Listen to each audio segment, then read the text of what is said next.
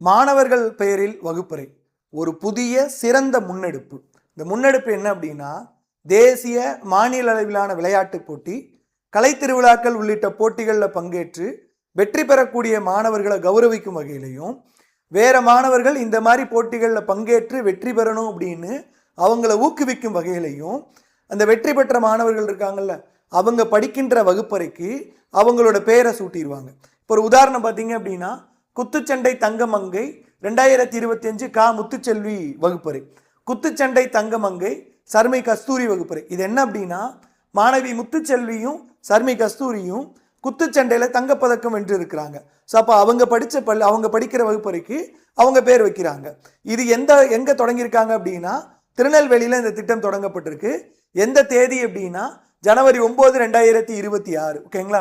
அப்போ மாணவிகளை கௌரவிக்கும் வகையில் அவர்களுக்கு பாராட்டு தெரிவித்து மாணவிகளின் பெயர் பலங்கை அடங்கிய பதாகை வகுப்பறைக்கு பெயராக வைக்கப்பட்டது. ஒரே வகுப்புல ஒன்றுக்கு மேற்பட்ட மாணவர்கள் சாதனை புரிந்திருந்தா அருகில் உள்ள பிற வகுப்பறைகளுக்கும் அவர்களுடைய பெயர்கள் சூட்ட அனுமதி.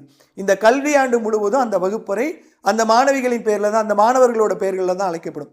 நம்ம ஸ்டேடியங்கள்ல ஒவ்வொரு கேலரிக்கும் ஒவ்வொரு சிறந்த வீரரோட பெயர் சூட்டுவோம்ல, அதே மாதிரி வகுப்பறைக்கு சூட்டியிருக்காங்க. இதே மாதிரி இன்னொன்று பார்ப்போமா? இங்கே பாருங்க, வளையப்பந்து தங்கமகன் ஸ்ரீநிகேத் வகுப்பறை. நெல்லையில் பள்ளி மாணவர்களை ஊக்கப்படுத்தும் வகையில் முயற்சியாக தேசிய அளவில் விளையாட்டு போட்டியில் வென்ற 3 மாணவர்களின் பெயர்கள் அந்த மாணவர்கள் படிக்கும் மானூர் அரசு மேல்நிலைப் பள்ளியில் உள்ள வகுப்பறைகளுக்கு சூட்டப்பட்டிருக்கு.